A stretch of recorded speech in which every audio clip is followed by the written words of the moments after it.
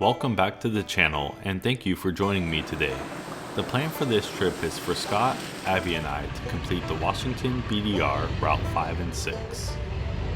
We will not be using our motorcycles this time, but instead using our four-wheel drive vehicles. This is our first time on the Washington BDR, and we are excited to see what it has to offer. We decided to start at Route 6 and work our way south since Scott was already going to be in Canada for a mountain biking trip in Whistler.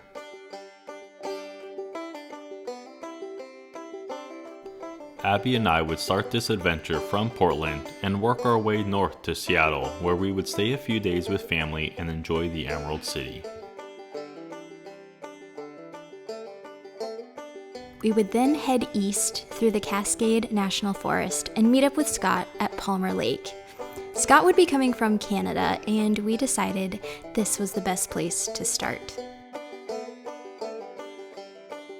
After meeting up with Scott, we would immediately jump on the Washington BDR and put down as many miles as possible on day one. After completing Route 5 and 6, the plan would be to continue south and make our way back home, and Scott would continue on back to California. So go ahead, grab a drink, and enjoy the show. Now let's roll that intro.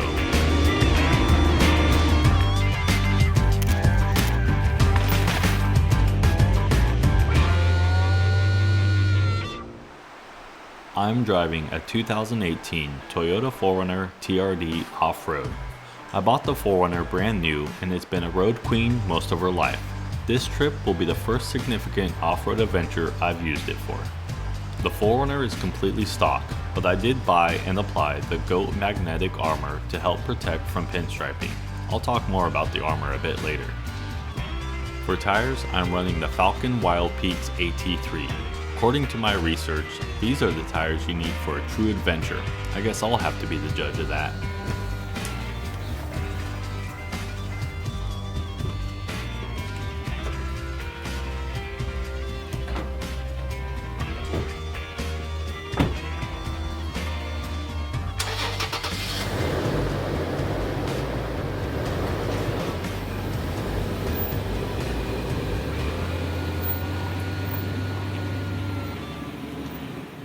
Finally, we were on our way.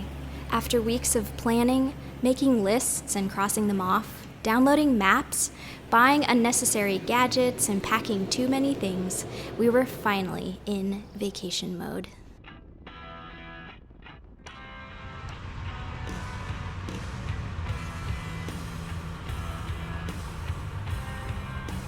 No matter how many times I drive over this bridge, I enjoy looking at the architecture every time. According to Wikipedia, the Lewis and Clark Bridge is a cantilever bridge that was opened on March 29, 1930.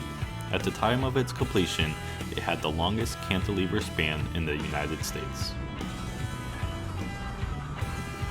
After a few short hours, we arrived in Seattle. The weather was perfect and made us wish we were on one of those boats in Lake Union. We met up with my brother Steve and his dog Amy. While in Seattle, we celebrated my birthday and walked over to Zeke's Pizza. I don't know about you, but I could go for one of those about now. For the rest of our time, we enjoyed some slushies at Ridgewood Bottle and Tap and did one of my favorite things of riding the electric scooters around town. It's such a good way to get out and enjoy the scenery.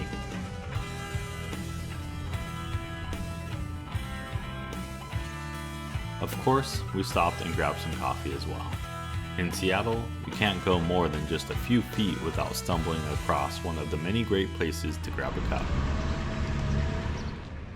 After spending a few days with Steve and his pup, we loaded up and made the long but scenic drive over to Palmer Lake. While we were in Seattle, Scott was busy having an adventure on his own, making his way up through Wyoming to go mountain biking at Whistler in British Columbia, Canada.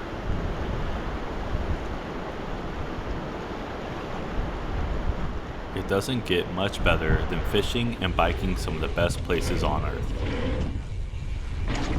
It really helps if you have the skills to pull off big jumps like that as well.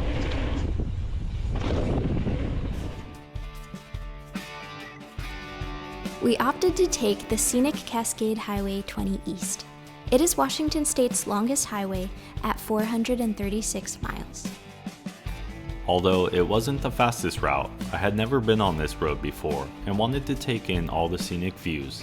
It certainly did not disappoint.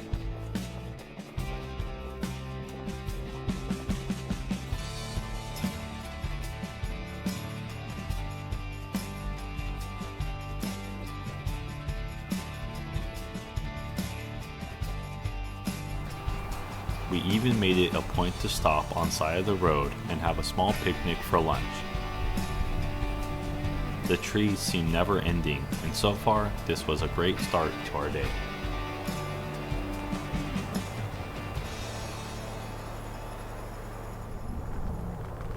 This is one of those situations where you could stop every few miles, but you really have to pick and choose what you want to see. The Washington Pass observation site did not disappoint.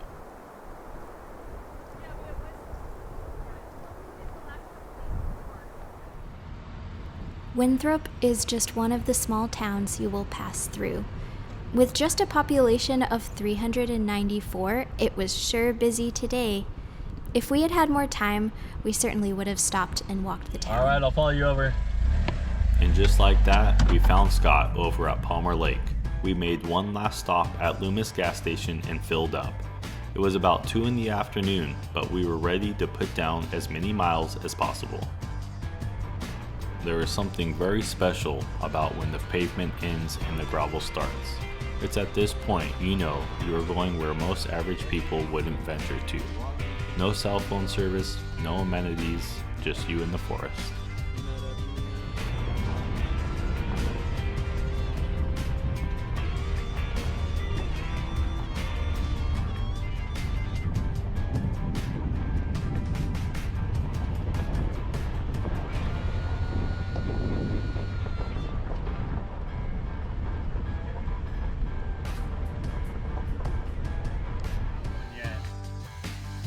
We almost immediately decided that airing down now would be a good idea. The gravel road was mostly smooth, but we wanted to make better time and get a more comfortable ride.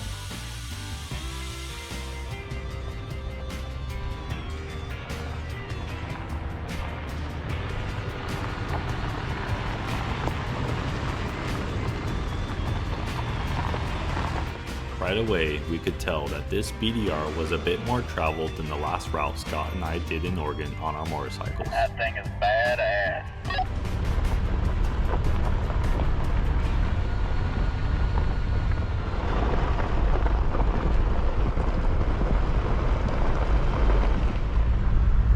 For this video, I really wanted to capture and show as much footage of Route 5 and 6 as possible to give viewers a good idea of what these two routes are really like. I saw lots of questions of people asking what the conditions were and could a stock vehicle complete the route. I left in the extra footage to help people decide and make an educated decision on their own. I put in a few time lapses to speed things up a bit.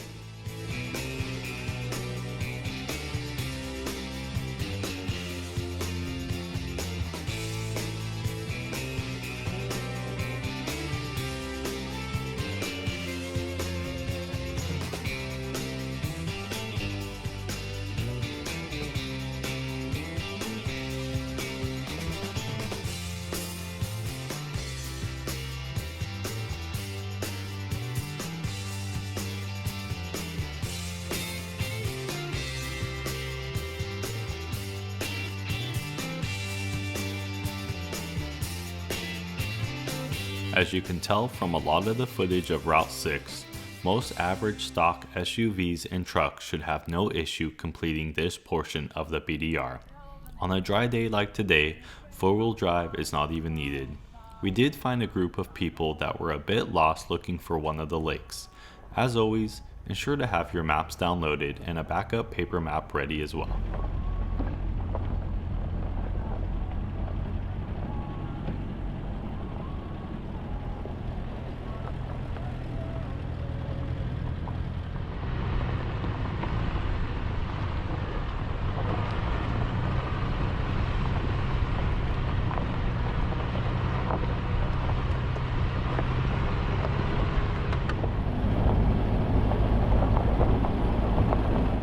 I'm not sure which fire came through this area or the history, but it is sure nice to see some of the trees sprouting back up and all the greenery making a comeback.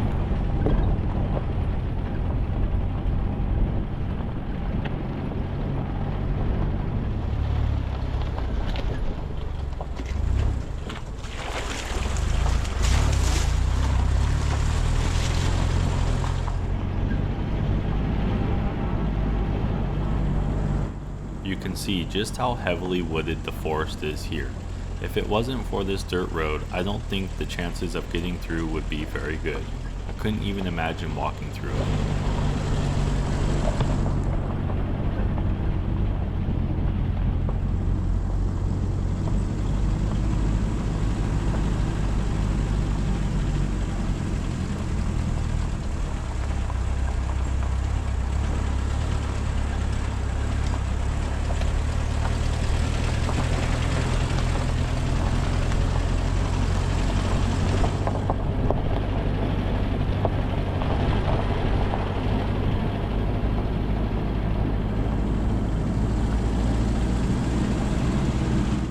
Seemingly out of nowhere, a nice meadow pops up. That's what's so great about being on the BDR. You just never know what's around the next corner.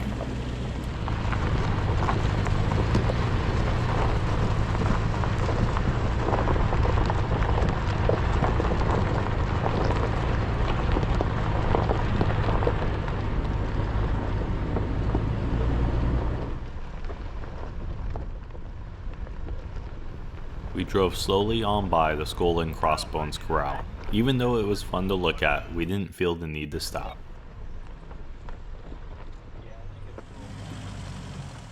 Even though we were trying to put down some mileage and find a good place to camp before it got too dark, it didn't stop Scott from putting the Jeep in 4 low and attempting a hill climb we came across.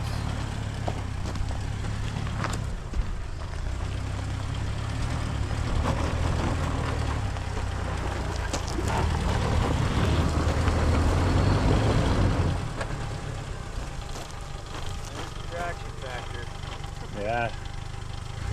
I have to admit, that little Jeep is pretty impressive. Definitely fun to watch.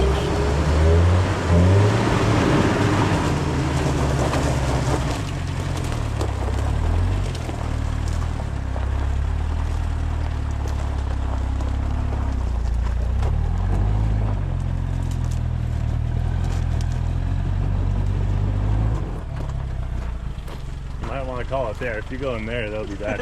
I don't want to go in there. No, you don't want to go in there.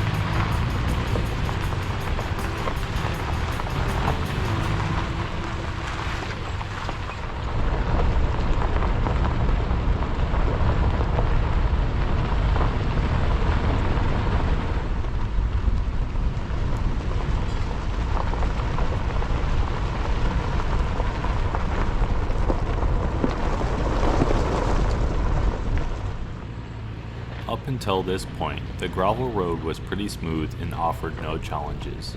We did come across a few sections that in a lower clearance vehicle, you would want to choose your line a bit more carefully as there are some larger rocks sticking up.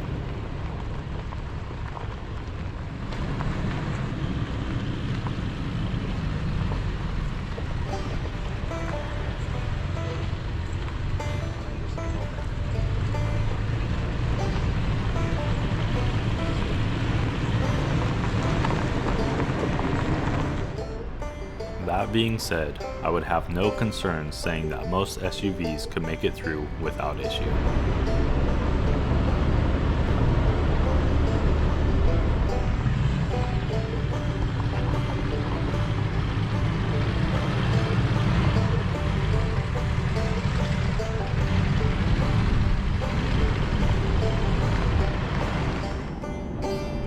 this point of the trip, we had all been on the road for a very long time, and we were all ready to start looking for a campsite. Without doing much initial research, we didn't see too many good-looking places to set up camp, so we continued on.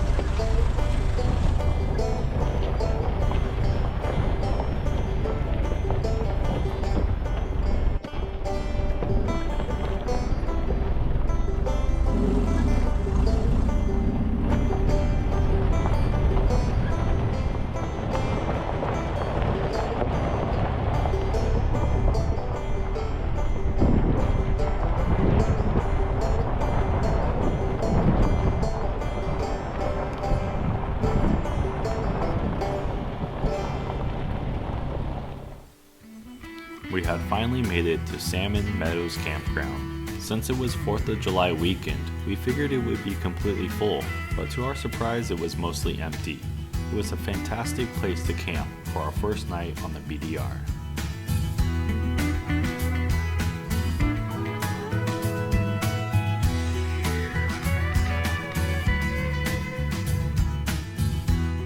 The next morning, we took our time packing up camp and set off for Route 5. Today was my turn to drive. This was my first time driving the 4Runner. I felt nervous, but I also had confidence because Brent trusted me. I knew she would do just fine. This gave me a chance to do a bit more filming and keep track of the GPS and map a bit closer for the day.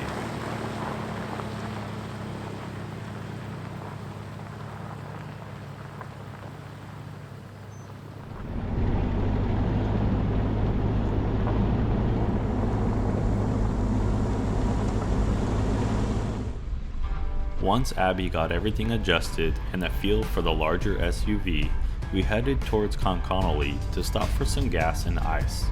It was proving to be a very warm day at around 92 degrees, and it would be a hot one out on the trail.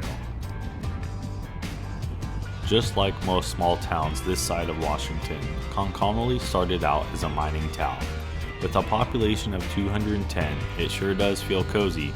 Thank you for the gas and ice. Next stop, Route 5.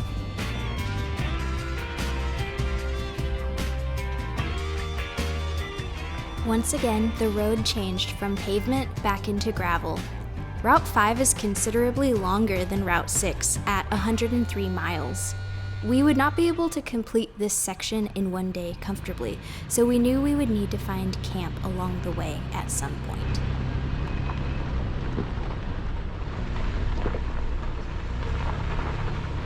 I am not easily scared when driving, but I will have to admit that this road climbing up out of town was steeper than expected and had a significant drop off.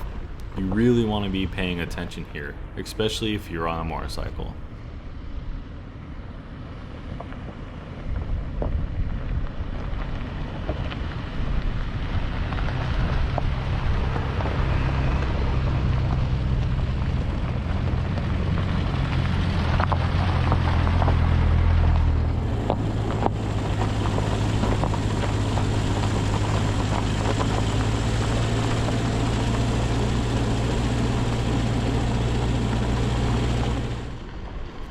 One minute you are climbing a steep, dusty road out of town, and the next you are enjoying the meadows. You would assume that the terrain would stay similar as you drive along the route, but it is ever changing.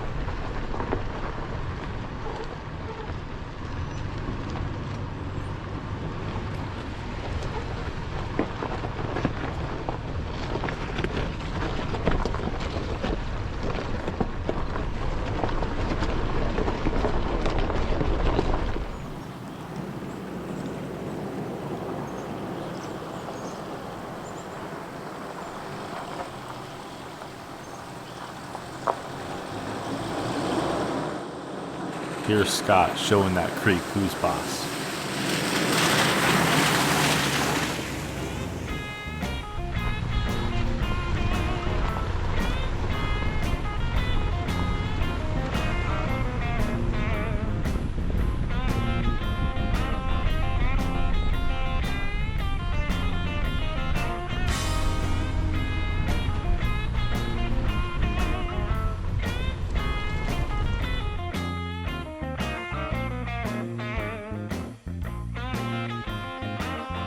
Alongside the route, there was a nice little campground to stop at.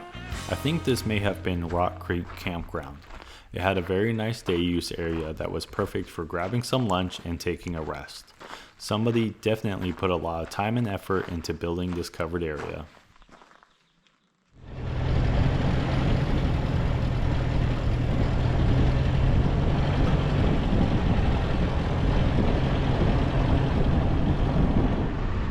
The dust started to get worse as the day went on, and Scott decided to hang back a bit further. It was a hot, dry, and dusty day out on the BDR. Make sure to bring plenty of water.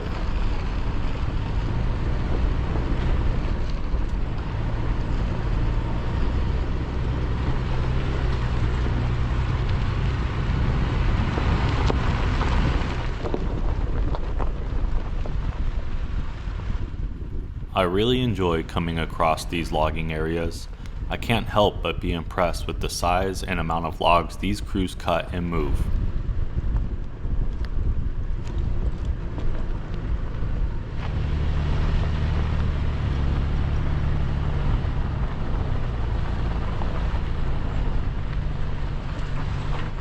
It's always a bonus looking at some of the tractors and hardware they haul up the mountain to do this heavy lifting.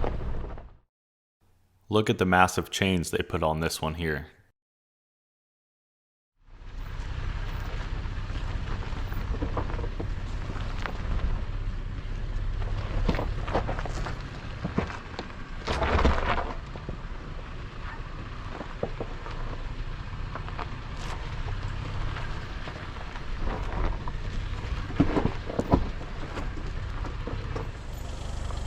This section was definitely steeper than it looked on camera. I remember thinking it would have been fun riding my fully loaded adventure bike up this section. I'm sure it would have been no problem, but I bet it's caught a few people off guard. Better keep that momentum up.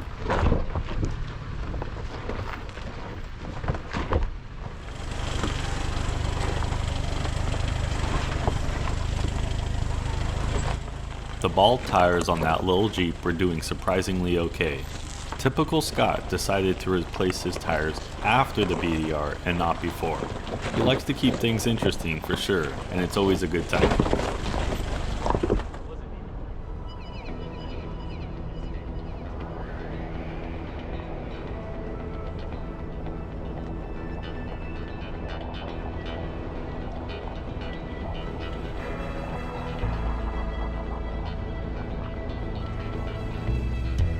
You will get little bits of pieces of pavement here and there, and it's always a great place to make up a little bit of time. Of course, that only applies if you don't stop and enjoy the majestic views from the roadway like we did.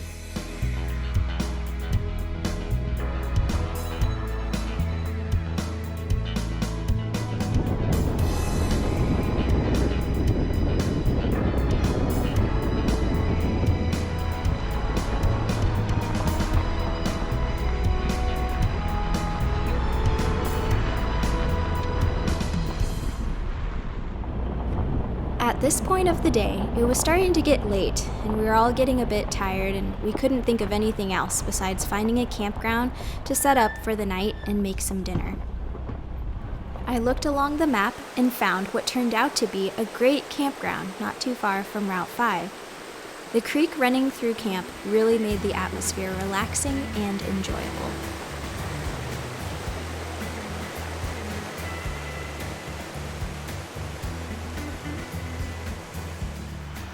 Of course, we brought the RC cars to pass the time around camp. If you don't have one of these, you are truly missing out. These little cars are a lot of fun and quite capable too.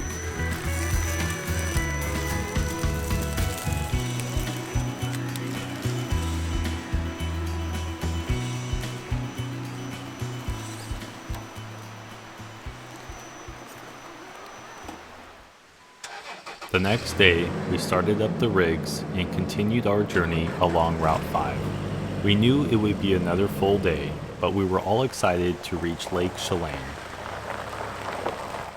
It was my turn to drive again today, and I was ready for whatever Route 5 had to offer.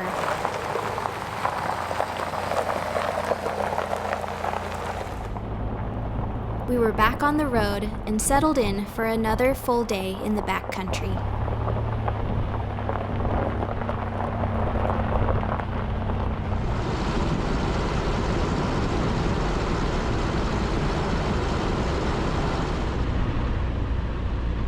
Very quickly, we came across a washed out section of road. At first glance, we thought we might have to turn around and find another way. Yeah, you're looking to... This section of road looked so much more hazardous in real life than it does on video. I asked Brent if we should switch out, but he said I should try giving it a shot. Okay, now pull down on that lever. Pull down. I didn't want to use too much momentum to get through the slight cross-axle situation, so we decided to drop down the 4-low to give a bit more control. Okay, back up just a touch. To be fair, I really need to work on my spotting skills. Yep. Okay, right there. Put it back in drive and give it just a teeny bit more gas. Turn my way. Yep. Turn my way. Okay, a little bit more gas. Just a little bit. Go, go, go, go, go. Stop. Do it one more time. We are learning together and having fun figuring things out. You have to start somewhere. Keep going, keep going. Okay, stop. Put it in drive. Give it just a little bit more gas. Keep it going. Turn my way. Okay, right there. Give it some gas. Go, go, go, go, go. Okay, slow down. We understand that this is just a small obstacle and a tiny victory, but we are growing our skill set together and showing you the process. One day, we will laugh at an obstacle like this. Okay. Here's the Jeep showing how it's done. It's amazing what 4-low and a little momentum can do. I can understand why the Jeeps have such a huge following. They're just fun to watch.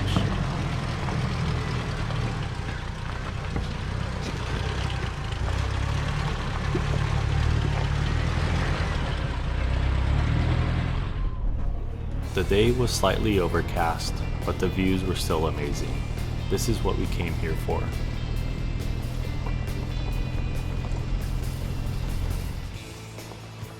We drove across a stream that was unexpectedly swarming with butterflies and had the chance to stop and take some photos. The butterflies were probably the most unexpected moments of beauty for me. The ones here were orange, and later on we encountered a field filled with small blue butterflies as well. For a second, it almost felt like we were in another land.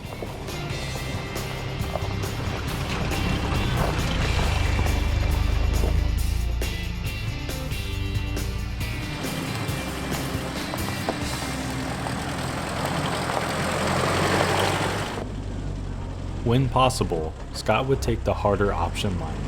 This side road wasn't shown on the official BDR map, but it looped back in just a short ways down the road. This was a fun alternate route here.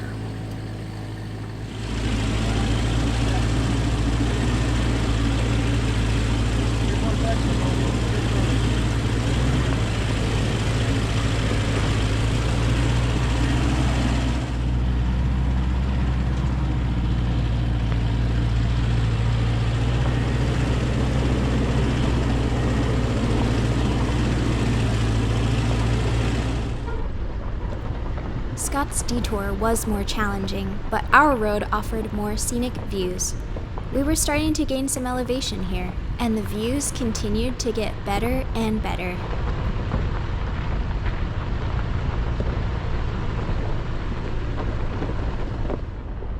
It appears his detour was just a little bit shorter. We came around the corner and there he was waiting for us. As much as I enjoy driving the 4Runner, that side-by-side is definitely the way to go. Overall, the GOAT armor performed very well. I know there is mixed feelings in reviews about putting something magnetic on your vehicle, but this armor really gave me peace of mind and it worked as advertised. It stayed on down the freeway and protected me from minor damage. I would recommend it to anyone worried about their paint job.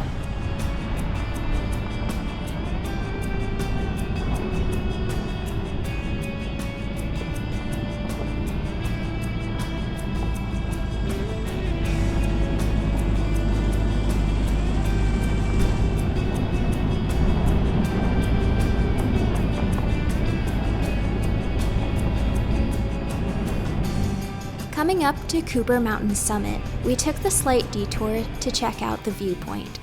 It was a neat little spot to stop and climb around on the rocks. With Lake Chelan in the distance, we knew we didn't have much further to go. Cooper Mountain summit is 5,867 feet in elevation. From there, we descended over 4,000 feet to Lake Chelan, the third deepest freshwater lake in the U.S.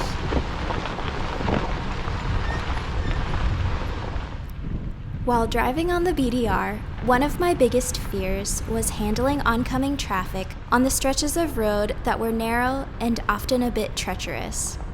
Fortunately for me, that type of situation never happened. I always had plenty of space when other cars were around. After the long descent, we made it to Lake Chelan. This was the end of our BDR experience. We had spent 3 days in the backcountry, so I have to say it felt surreal to be bringing our grimy selves into this lovely, busy town. We stopped at Stormy Mountain Brewing to celebrate.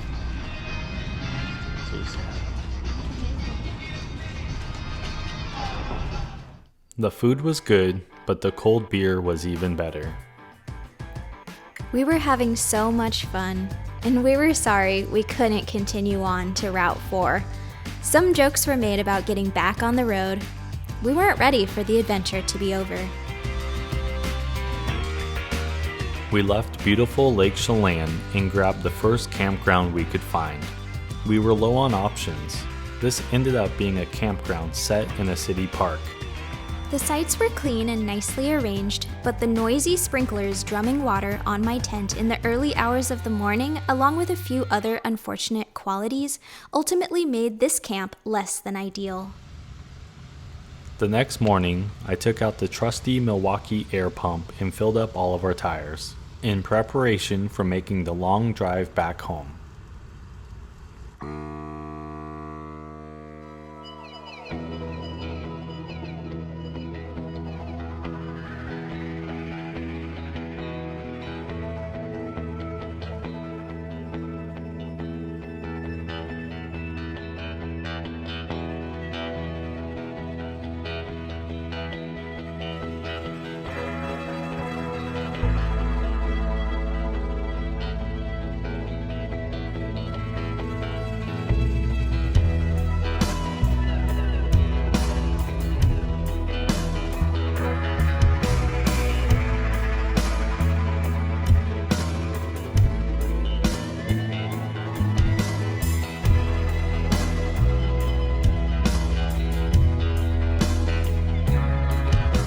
From here, Scott continued on home to California, while we tacked on a few more days of camping near the Mackenzie River. We made sure to hike up to the Blue Pool. The icy water is such a unique shade of blue. We definitely recommend this moderately easy hike.